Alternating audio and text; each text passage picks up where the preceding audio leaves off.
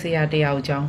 ဘေးရင်ခန့်ဒီလိုဝင်သွားတယ်နောက်တစ်ခါကိုထပ်ဖြတ်ကြတယ်အထဲထဲမှာအဲကိုနဲ့အထဲထဲမှာဘာဖြစ်နေလဲအပြင်ကမမြင်အောင်အဲ့လိုပုံစံမျိုးလုပ်တာခုနဲ့တိုက်တယ်ကျမနှာခေါင်းနဲ့တိုက်တဖြည်းဖြည်းသူကျမနှာခေါင်းကိုသူနှာပါဇက်နဲ့စုပ်တယ်အားလုံးပဲမင်္ဂလာပါကျွန်တော်ဒီနေ့မှပေးရှင်တဲ့ဗီဒီယိုဖိုင်လေးတော့ဒီဗီဒီယိုဖိုင်လေးပဲဖြစ်ပါတယ်ဒီဗီဒီယိုကတော့မိန်းကလေးတို့အရင်ကမှအရေးကြီးတဲ့ဗီဒီယိုဖိုင်လေးပဲဖြစ်ပါတယ်ဘာလို့လဲဆိုတော့မိန်းကလေးတယောက်ကဘေးတင်သွားမရင်ဘေးတင်ဆရာရဲ့နမချင်းမဆာမနောက်ရုံမောင်မှုတွေကိုပြပြထားတဲ့ဗီဒီယိုဖိုင်လေးပဲဖြစ်ပါတယ်ကျွန်တော်တို့လိုက်ပါကြည့်ဖို့ဖိတ်ခေါ်ပါတယ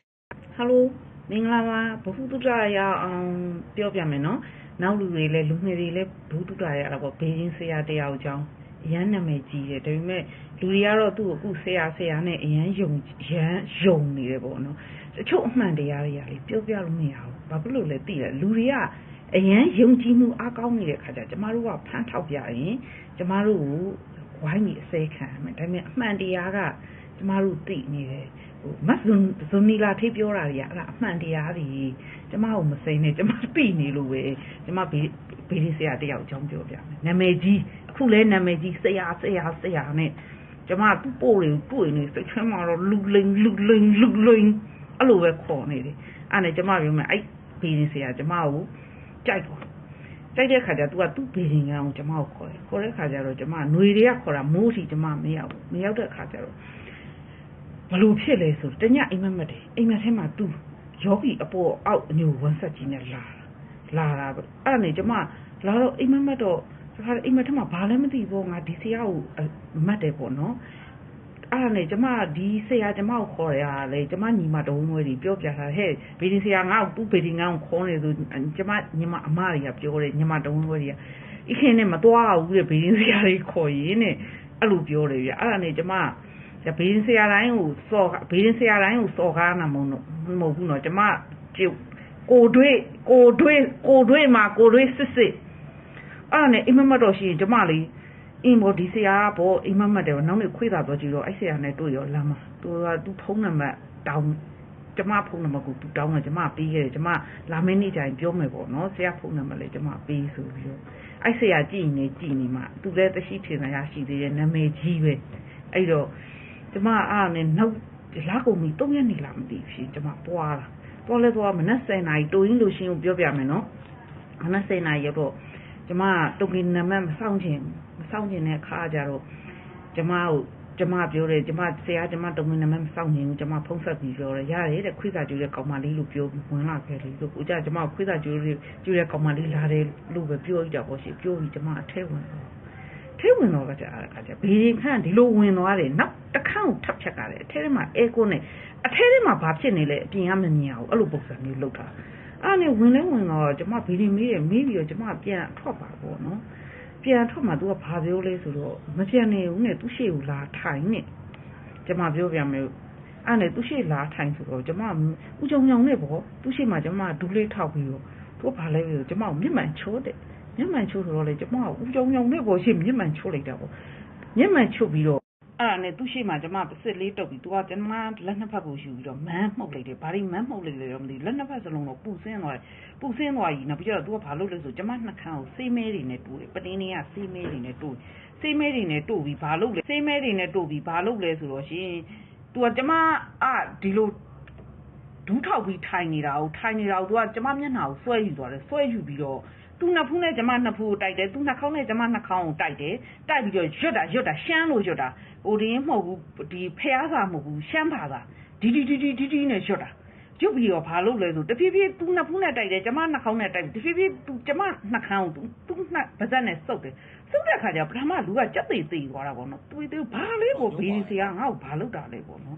်သိသွားပြီနောက်ကြတော့ဘာဖြစ်လဲတမိနစ်လောက်ငြိမ်ကြတော့လူကငြိမ်နေကြတော့နောက်ကြကျမဘာဖြစ်လဲဆိုအဲ့မှာကျမအသိခွင်လာဒိန်းဆိုပြီးတော့ငါဘာတိလာကျူတော့မယ်ငါတသိဆန်ကြီးကျွေးနေတာအလားကငါဒီပထန်ချန်ကြီးရွတ်နေတာအလားကဒီဟာကငါဘာတိလာလုံမရမှာပေါ့နော်ဒီခွေးစားလှူတာတွေဒီပထန်ချန်ကြီးရွတ်တာတွေကကျမအဲ့ချိန်မှာငါဒီအချိန်ကိုငါဘလို့ရုံထွက်ကားမလဲခေါင်းထဲကနေဒိန်းဆိုကျမအဲ့မတိုင်နေကျမဘာရွတ်လဲဆိုဟိုဒီဖျားကုန်တော်ဒီအရဟံတမန်သမုဒ္ဒဝိဇ္ဇာဆရာနာတမန်တော်အဲ့ဒါတွေကဒလစီရွတ်အဲ့ချိန်မှာကျမခေါင်းထဲမှာဖျားစာပဲရှိတော့အရဟံတမန်သမုဒ္ဒဝိဇ္ဇာဆရာနာတမန်တော်သူအဲ့ဒါကျမနှာခမ်းကိုသူနှာခမ်းနဲ့စုံတာကျမမခံစားနိုင်ဘူးဒီမှာဖျားစာစုံနေတာသူကစိုးနေနေကျမငါဘလို့လုတ်ကမလို့ကျမမျက်နှာကိုလွှဲချတာရှိသူကျမကိုနမ်းနေကျမမျက်နှာလွှဲချ လွှဲချလိုက်တဲ့ခါကျသူကဘာပြောလဲဆိုတော့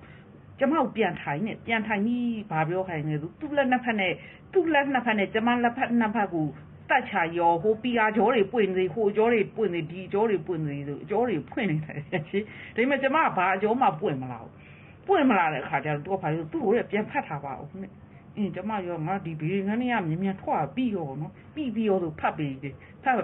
ကျမဘာပြောလဲဆိုခလေးကျမသားအကြောင်းသွားကြည့်တော့မယ်ပြန်မယ်ဆိုကျမအိမ်ပြန်ချလာလမ်းကြတော့ကိုကလည်းပထမဒီလိုမျိုးတစ်ခါမှလည်းမကြုံဘူးတော့ကျမအမကြီးမာကြီးအခိုင်ကိုဖုံးနှဆက်တာပေါ့နော်မာကြီးအခိုင်ဒီလိုပဲဘေးလေးစရာတော့ကျမကိုနန်းထုတ်လိုက်တယ်ပေါ့နော်အဲ့ဒါနဲ့ပြောပြီးတော့အဲ့လိုပဲဆိုဟဲတဲ့အောင်ငိုစရာကျမအင်ကြတော့လေအမေတို့ကိုပြောပြတာပေါ့နော်အမေတို့ကသမီးရဲ့တဲ့ဒါတဲ့သူစေတနာအတိုင်းပဲပေါ့နော်ယောက်ျားကိုလည်းတခါတည်းတင်မောပေါ်မှာယောက်ျားကျမဖုံးနဲ့လမ်းတိုင်းယောက်ျားကြီးလို့ငါဘေးလေးတော့မိတာဘေးလေးစရာကျမကိုငါ့ကိုနန်းထုတ်လိုက်တယ်သိလားတော်သေးတာပေါ့ကျမအမျိုးသားဒီစိတ်ဘောဓာပြည့်တဲ့မျိုးသားဖြစ်နေလို့ပေါ့နော်အဲ့ဒါနဲ့ तू ကနောက်ရက်ကျတော့ဘိုင်ဘာကနေခေါ်တာ तू ကကျမဖုန်းနံပါတ်ကိုသိသူစီလာဆိုတော့ကျမပြောရည်တယ်လေသူစီလာခဲ့ဆိုတော့ကျမပြောတယ်ကျမလို့ဆရာလို့ကျမတခါပဲအလိန်ခံမယ်လို့နှစ်ခါအလိန်မခံဘူးလို့ပထမတစ်ခါ तू ဒီဘေဒင်သွားပြန်ကျမကိုနန်းထုတ်လေဒုတိယတစ်ခါ तू ဘေဒင်ကန်းကိုကျမတော့ကျမဘာဖြစ်သွားမလို့စဉ်းစားကြည့်လေအဲ့ဒါနဲ့ကျမမသွားဘူးပေါ့ရှင်သွားရင်ဘာဖြစ်မလဲကျမအဲ့ဘေးဒင်းဆရာမရားဖြစ်တော့မှလေအဲ့တော့ကျမဘာကိစ္စသွားမှာလို့သူကျမကိုဘေးဒင်းဟောမယ်ဆိုပြီးသူကျမကိုညာပြီးနမ်းသွားတာလေဟုတ်တယ်မလားအဲ့တော့ကျမဘာကိစ္စသွားမှာလို့မသွားဘူးရှင်မသွားတော့ဘာဖြစ်တယ်လို့သူလိန်နာကြီးမပေါ့ဘူးလားပေါ်တဲ့ခါကျတော့ तू ကကျမကိုလှုပ်တာအဲ့ဘေးဒင်းဆရာဘလူးဆောင်တာဘလို့သိတယ်ဆိုတော့ကျမဒီနေ့ရင်တစ်ချက်ဆိုရင် तू လုံနေပြီကျမဒီမှာဘလို့စိတ်ဆန္ဒဖြစ်လဲဆိုကျမယောက်ျားတစ်ယောက်နဲ့နေခြင်းလို့စိတ်ဆန္ဒဖြစ်တာစိတ်ဆန္ဒဖြစ်လာနှိကင်းတစ်ချက်ပုံမှန်တော့နှိတိုင်းနှိကင်းတစ်ချက်ဆိုတာအဲ့ဒါကျမရဲ့စိတ်ကြွနေတဲ့အချိန်ကြွလာပြီဆိုတော့လေဘိုင်ဘာလေးကနေပတ်ခနဲ့ဆိုသူ့ပုံကြီးကိုပို့တယ်ကျမအုံအောင်လည်းသိတယ်ဒီလူကတော့ငါ့ကိုလုံနေပြီငါဒီကိစ္စကိုဖွင့်ချရင် तू ကျမမရမဖြစ်ဘူးလေမဖြစ်တဲ့ခါကျတော့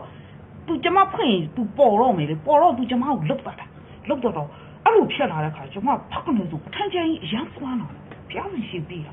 ခါတဲ့စိတ်ကြီးတွေပူစော်ပထန်းချင်ထိုင်ရုပ်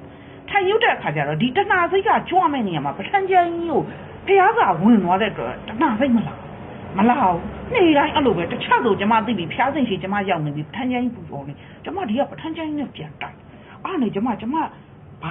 စ်လဲဆိုကျမဆရာတော်စီပြီးတာ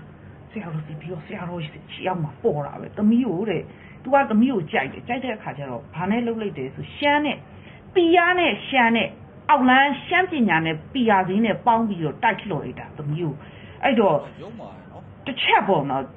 ဒီဒကမာကြီးကဆရာတော်ကပြောတယ်ဒကမာကြီးတတိအရန်ကောင်းတယ်ဒကမာကြီးမှစောင့်နေတဲ့အဆောင်အရန်ကောင်းတယ်ဒီခွေးကကျွေးတဲ့ကုစုတွေရတယ်လိုက်နေတယ်ပေါ့နော်အဲ့တော့ကြီးမားဘာမှမဖြစ်သွားတာအဲ့တော့ तू ကကျမကိုလှုပ်တတ်တယ်ကျမကတစ်ဖက်က तू လှုပ်နေတဲ့အချိန်မှာကျမထန်းချင်းကတစ်ဖက်ကရမ်းရွတ်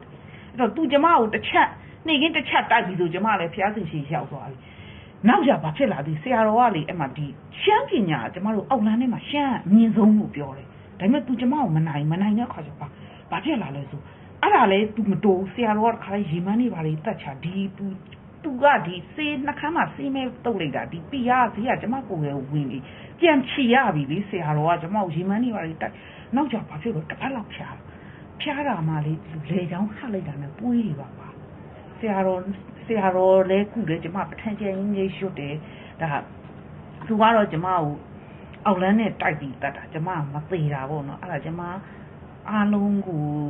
ဘဟုတုတ္တရအောင်လာပြောပြတာအဲ့တော့ဘေးဆရာကြီးတိုင်းကိုလည်းမယုံပါနဲ့ဘေးဆရာတိုင်းကိုပြောတာမဟုတ်ဘူးပေါ့နော်တချို့ဘေးဆရာကြီးအပြူလေးတွေသတိထားပါဒါကျမကတော့ကိုတွေ့ပေါ့နော်ဘေးဆရာ